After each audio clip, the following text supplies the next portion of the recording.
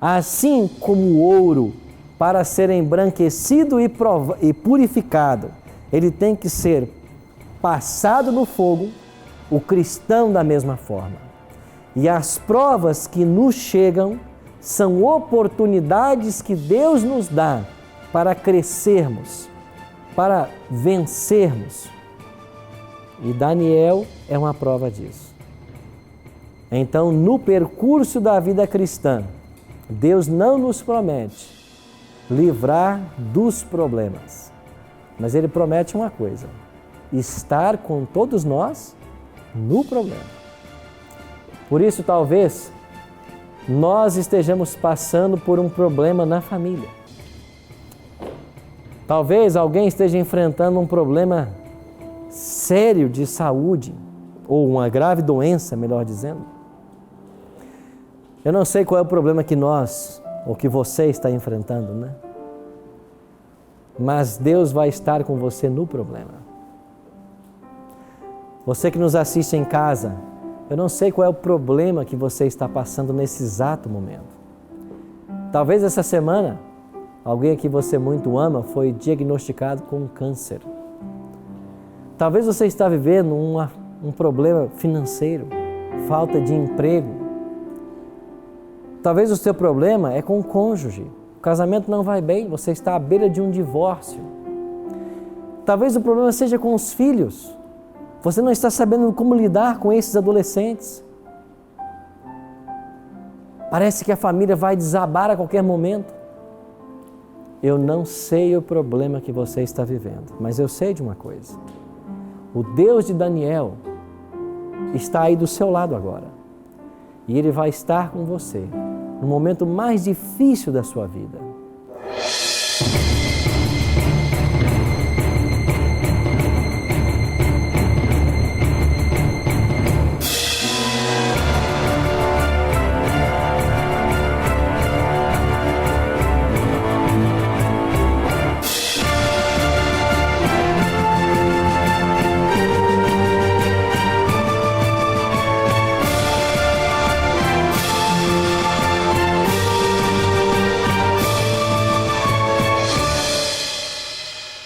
Olá, amigos da Novo Tempo, sejam bem-vindos mais uma vez ao programa Bíblia Fácil, o seu programa semanal de estudo da Bíblia. Se você deseja acompanhar em casa a temática que aqui estamos abordando, nós preparamos com muito carinho uma revista especial, que é o Guia do Estudo Bíblia Fácil Daniel. Aqui você tem 16 temas, onde você aprende mais da Palavra de Deus. É uma revista inteiramente grátis, você pode solicitá-la por telefone ou acessando a nossa página na internet. Vai aparecer para você aqui a orientação, você pede a revista e nós enviamos para a sua casa inteiramente grátis. Aqui estamos com os nossos amigos no Cevisa para essa temporada de estudo da Bíblia do profeta Daniel. E hoje vamos conhecer um pouquinho mais a respeito do Leonardo. Leonardo, você vem de que estado, amigo? Eu venho de Vitória, pastor. Vitória do Espírito Santo. Vitória do Espírito Santo. Deixa eu aproveitar e mandar um abraço para os nossos queridos capixabas. Eu sou mineiro, mas eu fui para o Espírito Santo com 2 anos de idade. E eu morei até os 18 anos ali em Cariacica. Um abraço para todos vocês do Espírito Santo e obrigado pela sua audiência. E você lá faz o que, Leonardo, em Vitória lá? Pastor, eu sou músico. Você é músico? Sou músico há 12 anos. Deus me deu a bênção de poder ter alguns trabalhos gravados já. E estamos aí nessa batalha, nessa peleja. E você vai cantar um dia pra gente aqui também, mostrar um pouco desse dom teu? Com certeza. É? Com certeza. Então vamos marcar aqui então para você um dia cantar pra gente aqui certo, também, pastor. Tá bom? Tá jóia. Você tá solteiro ainda, não é isso? Tô solteiro ainda. É, né? Então tá jóia. Vamos aproveitar e dar o recado aqui, né? Vamos deixar o e-mail depois para ele, né? Vamos criar um e-mail depois? Pra gente tentar alguma coisa, né? Tirar esse homem da solteirice. Tá certo. Mas que bom. Muito bom ter todos vocês aqui. Nós estudamos até aqui Daniel, do capítulo 1 até o 6. Hoje chegamos a Daniel, capítulo 7. A partir de agora, vamos entrar na parte profética de Daniel. E o primeiro tema que nós vamos estudar nesse capítulo 7, nós temos uma impressionante imagem.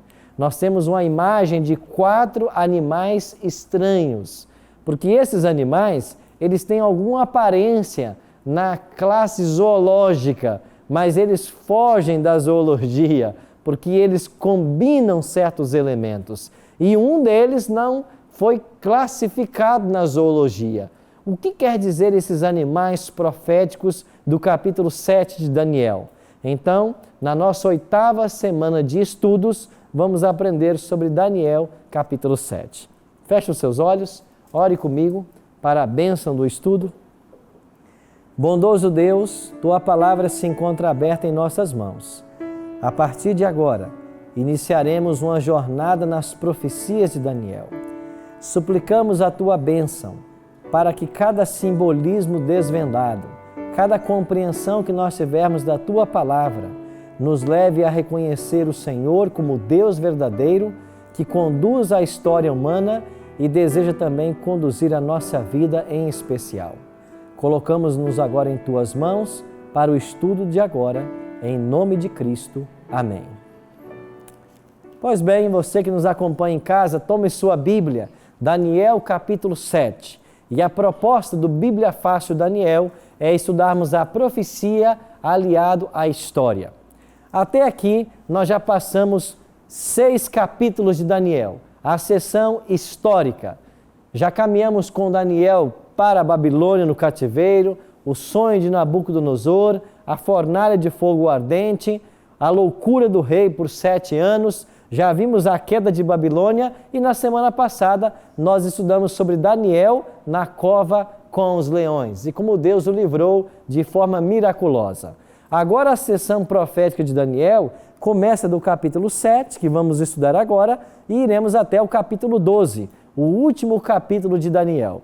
Aqui no capítulo 7 está registrada a segunda visão que Daniel teve. A primeira aconteceu lá no capítulo 2, quando Deus deu para ele a interpretação do sonho da estátua de 4 metais.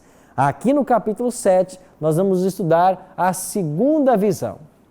E logo no versículo 1, a palavra de Deus diz assim: No 1º ano de Belsazar, rei da Babilônia, teve Daniel um sonho e visões ante seus olhos. Quando estava no seu leito, escreveu logo o sonho e relatou a suma de todas as coisas. A primeira coisa que você deve perceber é que nós voltamos no tempo. Nós voltamos para o 1º ano de Belsazar. Na semana passada nós estudamos Daniel na cova dos leões e a experiência com o rei Dario, que era rei da Medopérsia. Mas agora no capítulo 7, nós voltamos ao tempo de Belsazar. Isso quer dizer de que as visões do capítulo 7, se nós colocarmos no livro de Daniel, elas aconteceram depois da loucura de Nabucodonosor e antes da queda de Babilônia, que foi o capítulo 5, certo? Então esse sonho que Daniel teve, ele aconteceu ainda quando Babilônia dominava e ainda quando Belsazar reinava. Agora alguns críticos dizem assim: vocês estão vendo? A Bíblia está dizendo que Belsazar foi o último rei da Babilônia, mas as descobertas arqueológicas ensinam que o último rei de Babilônia não foi Belsazar, foi Nabonido. De fato, as descobertas arqueológicas trazem o nome de Nabonido. O que nós temos que entender é que Belsazar era filho de Nabonido. E houve um período de tempo que Nabonido saiu de Babilônia e foi para Tema, na Arábia. Lá em Tema, ele cultuava a umas das suas deidades. Tema tornou-se o centro de umas das deidades babilônicas e para lá Nabonido foi e passou um bom período. Enquanto ele estava lá, na corregência do trono de Babilônia, esteve Belsazar, seu filho. Tanto é que quando acontecem os incidentes do capítulo 5, falando da queda de Babilônia, qual foi a recompensa que o rei Belsazar ofereceu para quem decifrasse a escritura na parede? O texto diz: eu vou colocá-lo como o terceiro no reino. Por que terceiro no reino? Porque o primeiro era Nabonido, o pai dele, que estava na Arábia. O segundo era ele próprio. E o terceiro era o lugar que ele daria para quem interpretasse a escritura na parede. Então, no tempo de Belsazar, assim que Nabonido viaja para Tema e ele assume a corregência, é nesse momento que acontece a visão do capítulo 7. Então, se você quiser colocar os capítulos de Daniel numa sequência cronológica, o capítulo 7 tem que vir antes do capítulo 5, que trata da queda de Babilônia. Então, nós estamos ainda no período de Babilônia. E agora Daniel tem uma segunda visão. E o que ele viu nessa segunda visão? A partir do capítulo 7, verso 2, nós temos o relato. Olha o que diz a palavra de Deus. Em Daniel, capítulo 7, verso 2, diz assim: Falou Daniel e disse: Eu estava olhando durante a minha visão da noite, e eis que os 4 ventos do céu agitavam o grande mar. 4 animais grandes, diferentes uns dos outros, subiam do mar. Daniel continua a descrição. O primeiro era como leão e tinha asas de águia. Enquanto eu olhava, foram-lhe arrancadas as asas, foi levantado da terra e posto em 2 pés como homem, e lhe foi dada uma mente de homem. Continuei olhando, e eis aqui o segundo animal, semelhante a um urso, o qual se levantou sobre um dos seus lados. Na boca, entre os dentes, trazia 3 costelas, e lhe diziam: Levanta-te, devora muita carne. Depois disto, continuei olhando, e eis aqui outro, semelhante a um leopardo, e tinha asas nas costas, tinha nas costas 4 asas de ave. Tinha também este animal 4 cabeças, e foi-lhe dado o domínio. Versículo 7. Depois disto, eu continuava olhando nas visões da noite, e eis aqui o 4º animal, terrível, espantoso e sobremodo forte, o qual tinha grandes dentes de ferro. Ele devorava e fazia em pedaços e pisava aos pés o que sobejava. Era diferente de todos os animais que apareceram antes dele e tinha 10 chifres. 4 animais extraordinários. E interessante que quando Daniel começa a ter a visão, ele disse: os ventos do céu agitavam o grande mar. O que é vento em profecia? E aqui um ponto interessante, você que nos acompanha em casa, ao estudarmos as profecias de Daniel e Apocalipse, nós temos que entender de que as profecias, elas estão mescladas com simbolismo. O primeiro simbolismo que aparece aqui são ventos. E quando aparece vento na profecia, qual é o significado?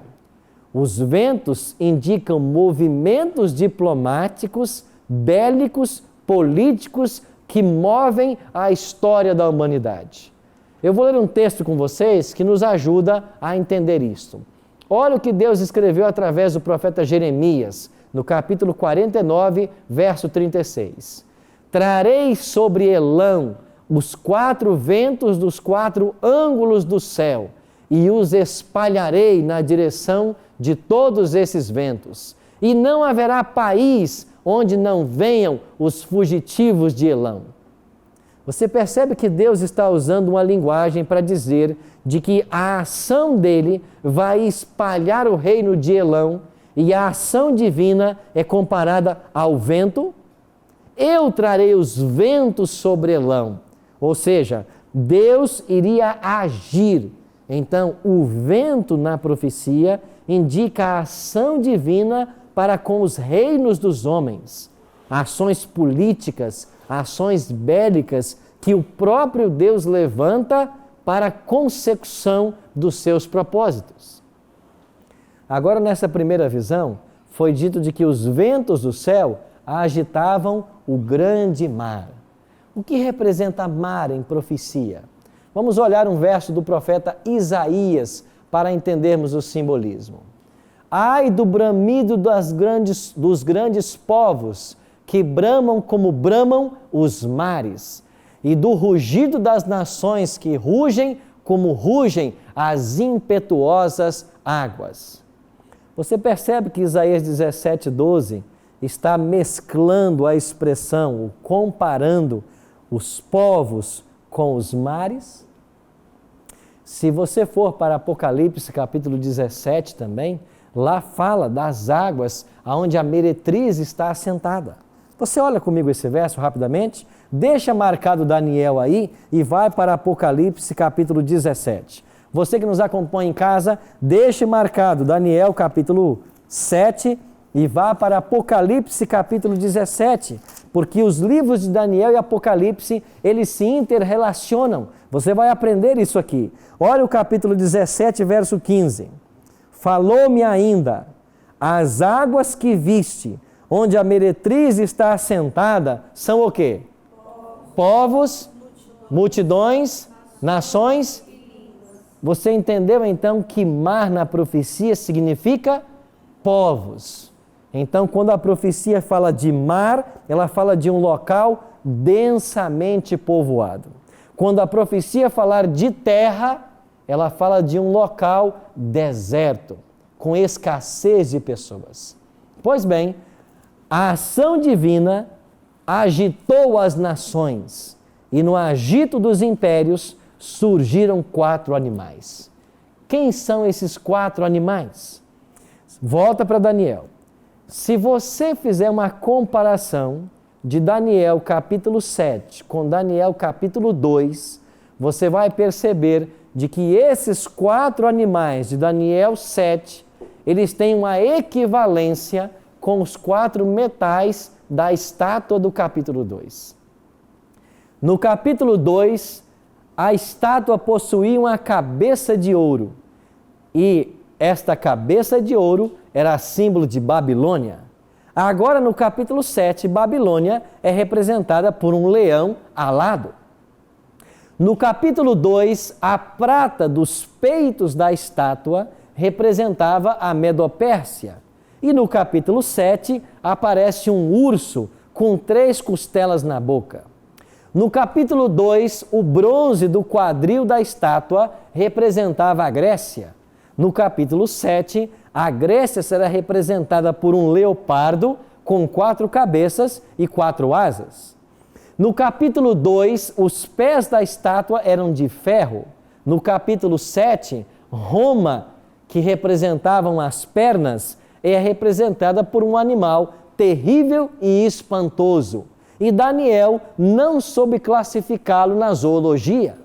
Ele não disse ter aparência de leopardo, nem de urso, nem de leão. Ele simplesmente disse, era um animal terrível e espantoso. E esse animal terrível e espantoso tinha 10 chifres. Vamos então para a Babilônia.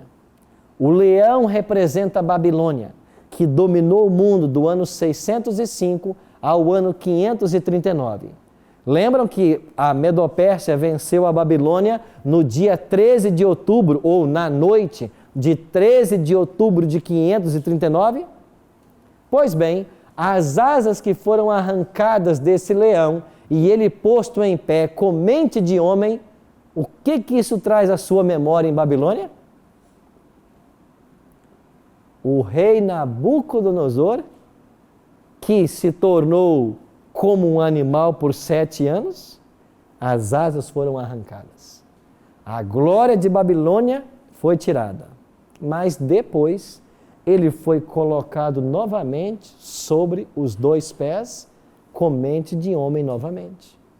É claro que o capítulo 7 de Daniel está fazendo uma alusão ao incidente de Nabucodonosor, que por 7 anos ele pastou como animal, mas depois o trono foi entregue para ele novamente. Os achados arqueológicos indicam de que Babilônia o leão era um símbolo de Babilônia. E por todas as partes de Babilônia haviam leões pintados ou em ladrilhos, falando da grandeza do seu império. O leão alado é muito bem um símbolo de Babilônia. E Babilônia dominou o mundo até o ano 539.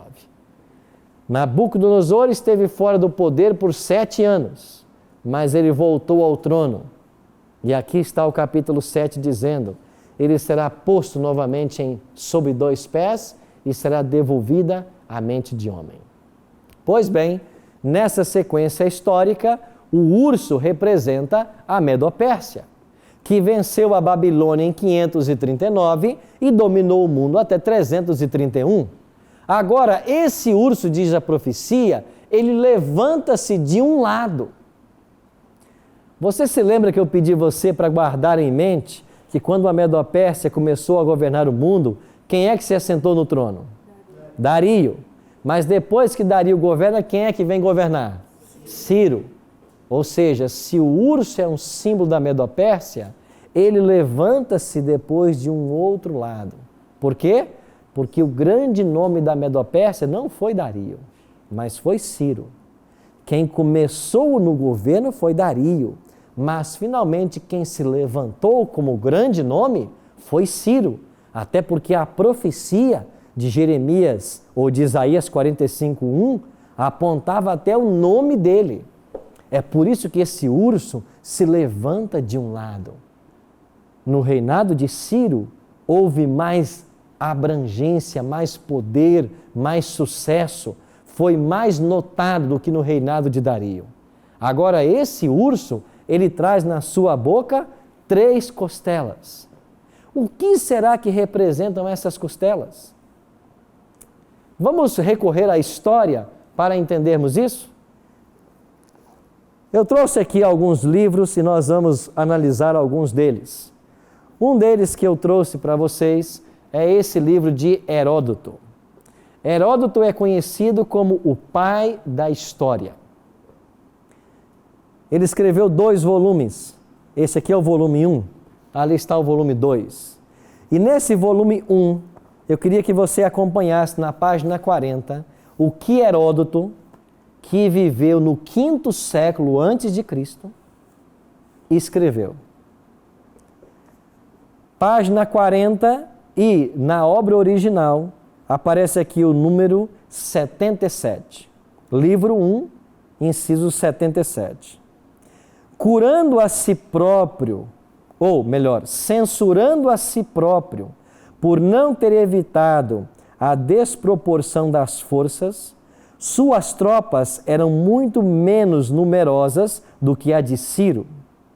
E vendo que no dia seguinte o príncipe não tentaria novo ataque, Creso retornou a Sardes com a intenção de pedir socorro aos egípcios, de acordo com o tratado concluído com Amasis e anterior firmado com Lacedemônios.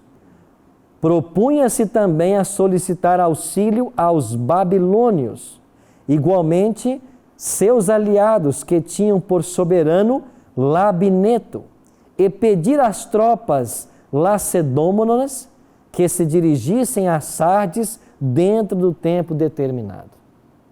Heródoto, que é um historiador secular, conhecido como pai da história, que viveu no 5º século antes de Cristo, ele está falando de uma aliança que foi feita entre a Lídia, do qual Creso era o líder, da Babilônia, no qual Labineto era o líder, e o Egito, do qual Amasis era o faraó. Ele está falando de 3 poderes que se uniram para atacar a Medo-Pérsia. E o que aconteceu? A Medo-Pérsia venceu em 547 a Lídia, em 539 derrotou Babilônia, que nós já estudamos aqui no capítulo 5, e em 526 derrotou o Egito. Então as 3 costelas na boca do urso, segundo Heródoto, ele não diz, ele não está falando da profecia, mas ele está falando de uma união política entre esses 3 poderes para enfrentar Ciro, enfrentar Dario, o Império Medo-Persa. Então, analisando a história, nós concluímos de que as 3 costelas na boca do urso representam as 3 principais conquistas da Medo-Pérsia. Justamente a Lídia, a Babilônia e o Egito. Mas a profecia não para por aí. Agora aparece um terceiro animal. Quem representa esse animal? Nós iremos para um breve intervalo e assim que voltarmos, nós iremos buscar na história a interpretação para a profecia. Não saia daí, já já estaremos de volta.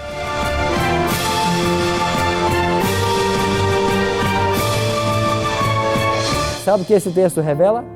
De que o profeta Daniel não entendeu tudo o que ele viu em visão. Ele não chegou a essa compreensão que hoje nós temos. E por que não chegou? Porque o anjo disse para ele: Daniel, você não entendeu tudo que viu, né? Mas sela o livro até o tempo do fim.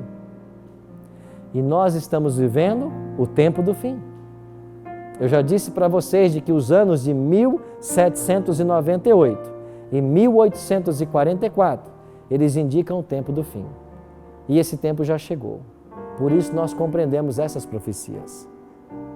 Na semana que vem, nós iremos aprender com detalhes o chifre pequeno e o que ele representa. Por ora, assim como Deus controla a história das nações, Ele deseja controlar a sua vida. O mesmo cuidado que Deus teve com Daniel, de revelar a ele tudo o que ele precisava saber, Deus terá com você e vai lhe revelar tudo o que você precisa saber.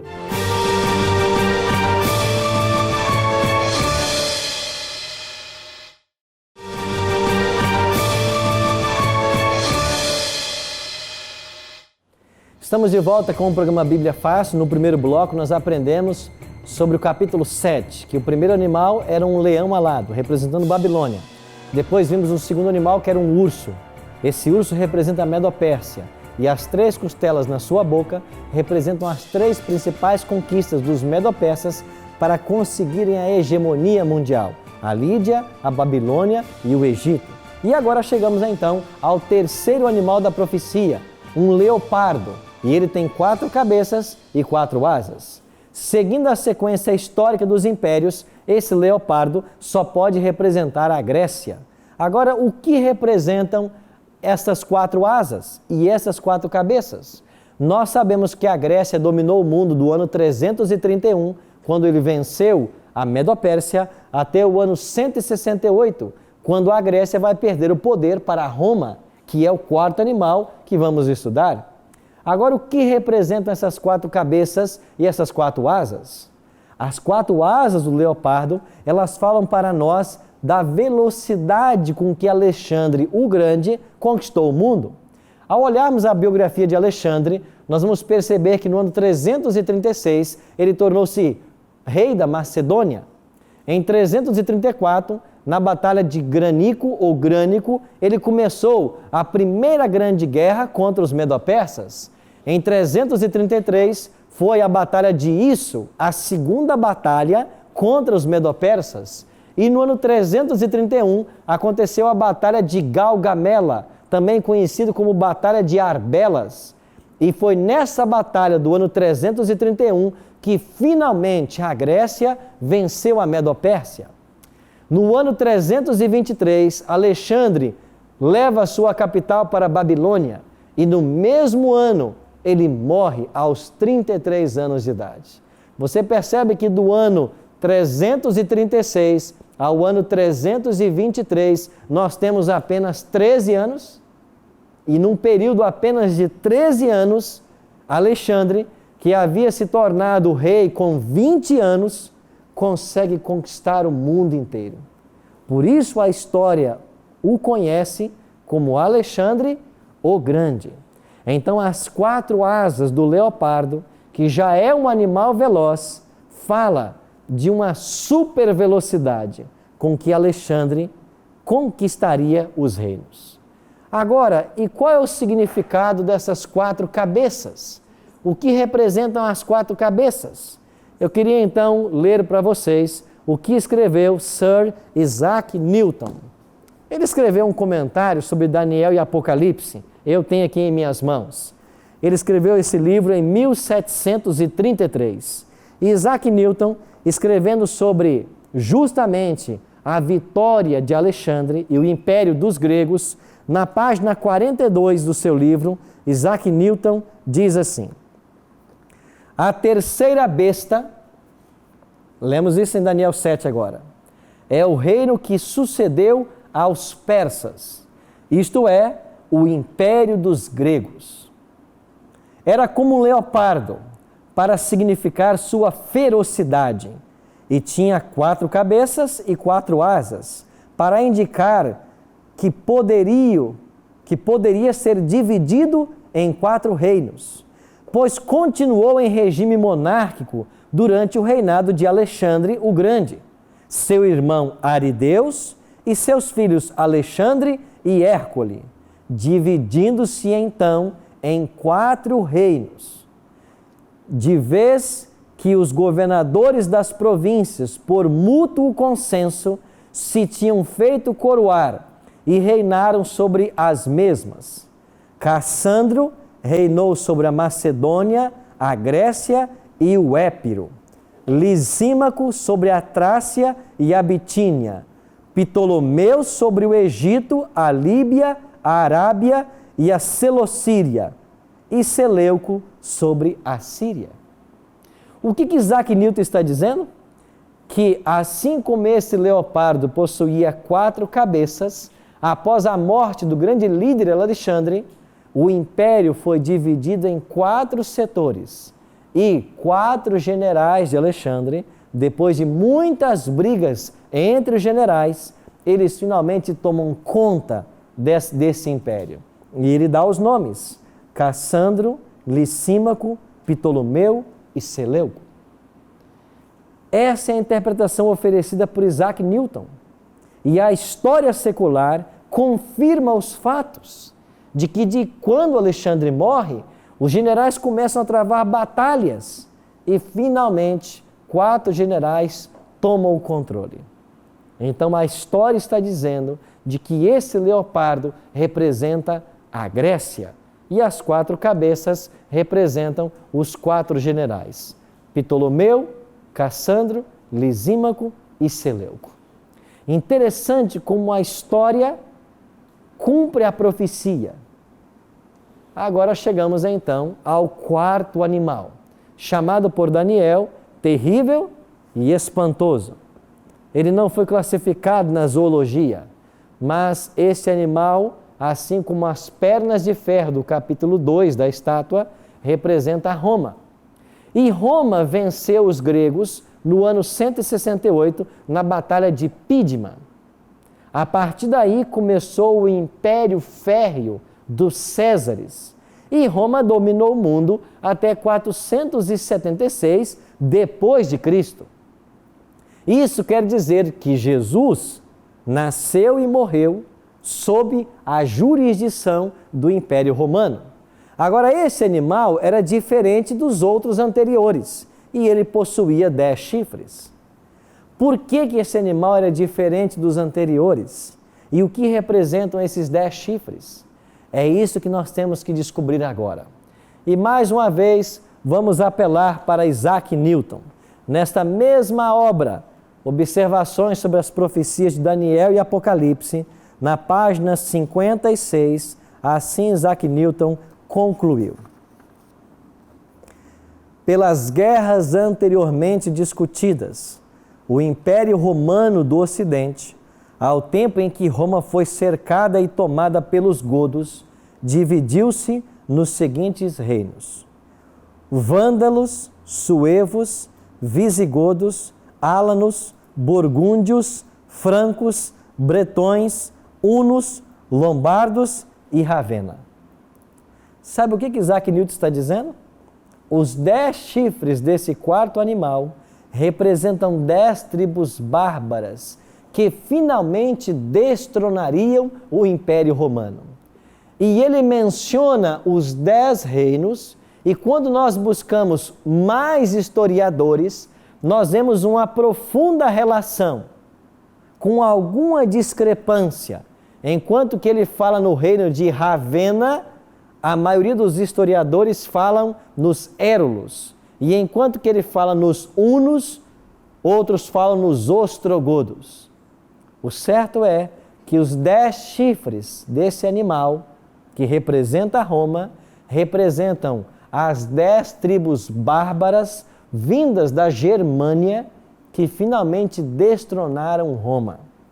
E se você buscar na história secular, você vai descobrir que justamente foi isso que aconteceu. Inclusive, Edward Gibbon, que é um dos historiadores mais benquistos e afamados da atualidade, já no século XVIII, ele escreveu uma obra chamada O Declínio e a Queda do Império Romano. E ele diz de que Roma não perdeu seu poder para nenhum outro reino, mas Roma foi minado em suas bases, minado pelas tribos bárbaras, representada pelos 10 chifres do animal terrível e espantoso. Você percebe como que uma profecia dada em Daniel, no capítulo 7, por volta do 6º século antes de Cristo, já nos conduziu até o ano 476 de nossa era? E quando Rômulo Augusto, o último imperador romano, cai, e cai Roma Ocidental, quem é que assume o controle do mundo? Estas tribos bárbaras. Agora elas começam a dominar. Mas a visão de Daniel capítulo 7 não parou por aí. Volte agora para Daniel capítulo 7 e olha que revelação importante Daniel faz para nós. Daniel capítulo 7, vamos olhar agora primeiro para o versículo 8. Estando eu a observar os chifres. Quais chifres? Os 10 chifres do quarto animal. Enquanto eu observava esses 10 chifres, eis que entre eles subiu outro pequeno, diante do qual 3 dos primeiros chifres foram arrancados. E eis que nesse chifre havia olhos como os de homem, e uma boca que falava com insolência. Versículo 11. Então estive olhando por causa da voz das insolências que falava o chifre pequeno. Daniel viu em visão de que quando o quarto animal saísse de cena, os 10 chifres que ele possuía representavam 10 tribos bárbaras que passariam a governar o mundo. Mas depois que as tribos bárbaras estivessem governando, um chifre pequeno surgiria entre os 10 e arrancaria 3 chifres. De que Daniel está falando? Quem é esse chifre pequeno da profecia? Na próxima semana, nós iremos dedicar a nossa hora de estudo só sobre o chifre pequeno. Porque esse chifre pequeno, que surge do Império Romano, ele tem uma ação de insolência contra Deus. Ele vai surgir no cenário mundial atacando a Deus, atacando a lei de Deus, atacando os filhos de Deus. E nós vamos descobrir de que esse chifre pequeno que se levantou lá depois dos 10 reinos, esse poder representado por ele, ainda vive em nossos dias. Ainda existe em pleno século XXI. E segundo a profecia de Apocalipse 13, ele vai levar o mundo a uma ação de adoração a um falso Deus. E nós haveremos de enfrentar o maior conflito da história humana. Porque o próprio Daniel profetizou no capítulo 12, versículo 2, de que haverá um tempo de angústia, qual nunca houve desde que há nação sobre a terra. Esse tempo de angústia ainda não chegou. Ele vai chegar. Mas segundo as profecias, ele chegará quando esse poder se assentar. Vocês percebem como Deus está conduzindo a história? E Daniel, lá no tempo de Belsazar, antes do ano 539 antes de Cristo, já havia recebido uma revelação que falava dos 4 impérios mundiais que se assentariam. E quando esses 4 impérios mundiais se assentaram, nós já aprendemos aqui sobre os 10 dedos da estátua. E esses 10 dedos da estátua do capítulo 2 estão em paralelo com os 10 chifres do 4º animal do capítulo 7. São as 10 tribos bárbaras. Só que agora surge um novo elemento. E Daniel não entendeu o que estava acontecendo. Quando você olha para o capítulo 7, olha o versículo 15. Daniel 7,15. Quanto a mim, Daniel, o meu espírito foi alarmado dentro em mim, e as visões da minha cabeça me perturbaram. Eu cheguei-me para um dos que estavam perto e lhe pedi a verdade acerca de tudo isso. Assim ele me disse e me fez saber a interpretação das coisas. E então o anjo começou a interpretar para ele tudo o que ele precisava saber. Mas agora acompanhe então o que acontece após o verso 24.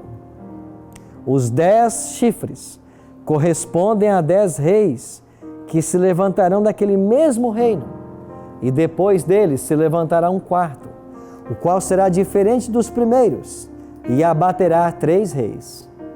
Esse chifre pequeno que abaterá 3 reis, ele proferirá palavras contra o Altíssimo, ele magoará os santos do Altíssimo, e cuidará em mudar os tempos e a lei.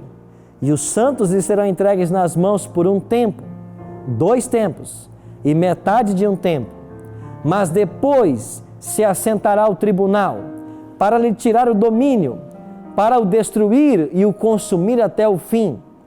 O reino e o domínio e a majestade dos reinos debaixo de todo o céu serão dados ao povo dos santos do Altíssimo, e o seu reino será reino eterno, e todos os domínios o servirão e lhe obedecerão. Aqui terminou o assunto. Quanto a mim, Daniel, os meus pensamentos muito me perturbaram, e o meu rosto se empalideceu, mas guardei no coração estas coisas. Sabe o que esse texto revela? De que o profeta Daniel não entendeu tudo o que ele viu em visão. Ele não chegou a essa compreensão que hoje nós temos. E por que não chegou? Porque o anjo disse para ele: Daniel, você não entendeu tudo que viu, né? Mas sela o livro até o tempo do fim. E nós estamos vivendo o tempo do fim. Eu já disse para vocês de que os anos de 1798 e 1844, eles indicam o tempo do fim. E esse tempo já chegou. Por isso nós compreendemos essas profecias. Na semana que vem, nós iremos aprender com detalhes o chifre pequeno e o que ele representa. Por ora, assim como Deus controla a história das nações, Ele deseja controlar a sua vida. O mesmo cuidado que Deus teve com Daniel, de revelar a ele tudo o que ele precisava saber, Deus terá com você e vai lhe revelar tudo o que você precisa saber. E a partir de hoje, você começará a ter revelações extraordinárias com base nesse livro de Daniel. E a pergunta que eu faço para você é: quando você tiver as revelações desse livro, quando verdades forem colocadas diante de você, quando critérios, conceitos e ideologias começarem a ser destruídas, qual será a sua posição? Está você disposto a colocar a sua vida nas mãos de Deus e deixar que Ele conduza a sua história?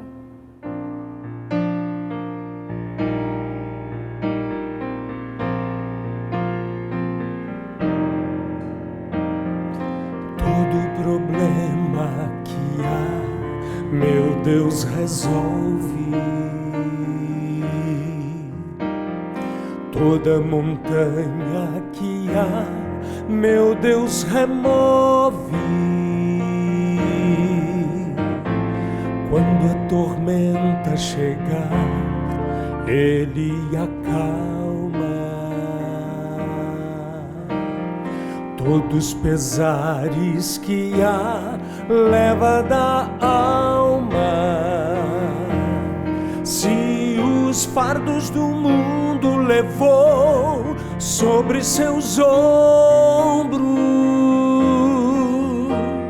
sei, meu amigo, que vai te carregar. Se os fardos do mundo levou sobre seus ombros, sei, meu amigo, que vai te carregar. Cristo um dia falou aos oprimidos: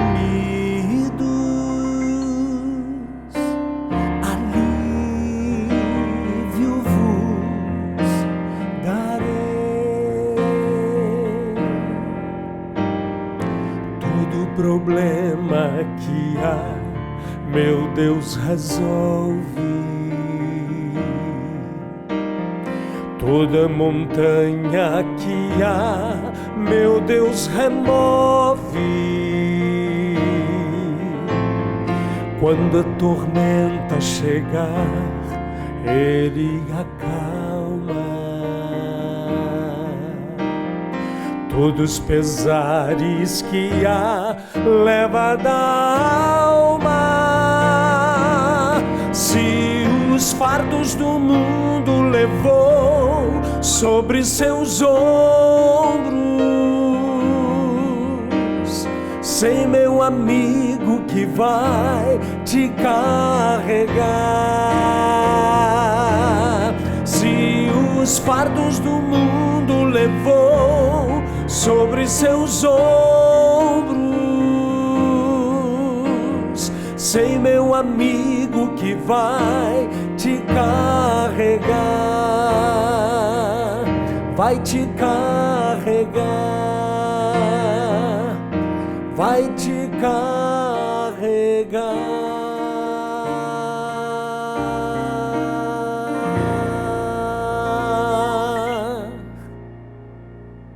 Sua vida pode estar nas mãos de Deus. Deixe que Ele assume o controle da sua história.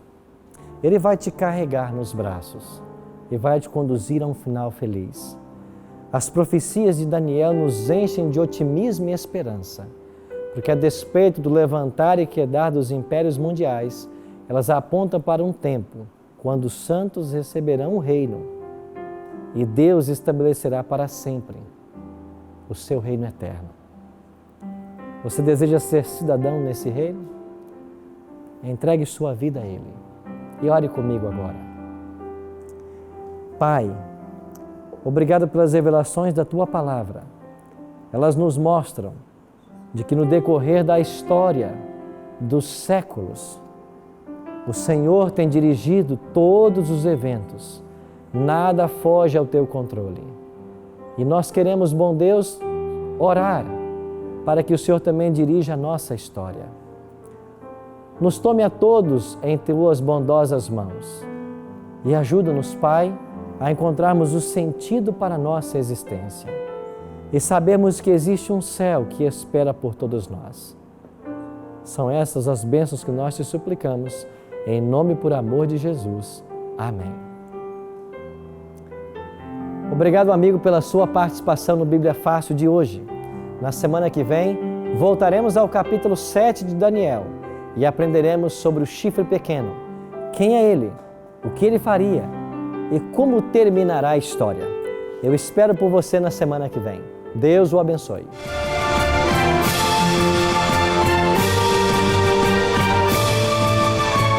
A pretensão de perdoar pecados à luz da Bíblia é blasfêmia.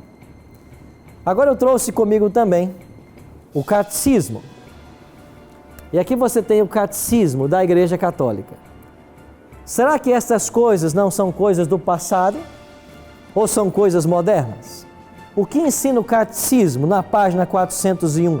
Se você olhar para Êxodo capítulo 20, versos 3 a 17, lá estão os 10 mandamentos. Mas se você olhar para o catecismo, na página 539, aqui estão também os 10 mandamentos. Mas agora você vai começar a perceber de que houve uma alteração. Aqui aparece na página 539 os 10 mandamentos. Só que depois você começa a ver de que alguma coisa foi mudada. Um espaço foi deixado em branco. Ou seja, 3 mudanças o catecismo faz na lei de Deus. Primeira delas, exclusão do segundo mandamento. O segundo mandamento ensina: não farás para ti imagem de escultura. Esse mandamento da santa lei de Deus foi excluído do catecismo. Segunda mudança, o quarto mandamento da lei de Deus, em Êxodo capítulo 20, versos 3 a 11, ensina que o sábado é o dia a ser santificado. Aqui no catecismo se ensinou guardar domingos e festas. E finalmente, como tiraram o segundo, só sobraram 9. Então dividiram o 10º mandamento em 2, para voltar a ter 10. Porque senão seriam apenas 9. Agora, esta mudança na lei de Deus não é nova. Ela começou desde o 4º século, quando Constantino tornou-se imperador de Roma. E Constantino, no dia 7 de março de 321, ele baixou o que a história chama de o primeiro decreto dominical. E aqui está a cópia do decreto, como promulgada no Codex Justinianus, livro 3, no título 12 e 13. E esse decreto de Constantino convida a todos a descansarem no venerável dia do sol. Nós não estamos trazendo essas verdades à tona para machucar ninguém. Não pense assim. Nós estamos trazendo essas verdades porque a palavra de Deus tem que ser exaltada. E quando a verdade de Deus for exaltada, o erro cairá por terra. Você pode ler a Bíblia do Gênesis a Apocalipse e você nunca vai encontrar um texto santificando o domingo. Mas eu ofereço para você 104 textos sobre o sábado e falando da santidade desse dia. Eu queria que você entendesse de que a mudança na lei de Deus é o cumprimento da profecia de Daniel 7:25. Por favor, entenda mais uma coisa. Isso não tem nada a ver com você, meu irmão católico. Não tem nada a ver com você agora. Eu estou falando de uma obra que o anticristo iniciou desde o 4º século, por mãos de um imperador e depois por mão de um sistema que dura toda a Idade Média. Eu estou falando para você de um poder que atua há séculos contra a lei de Deus. Isso não tem nada a ver com você. Eu queria que você entendesse uma outra coisa. Igreja não salva ninguém. Igreja não salva.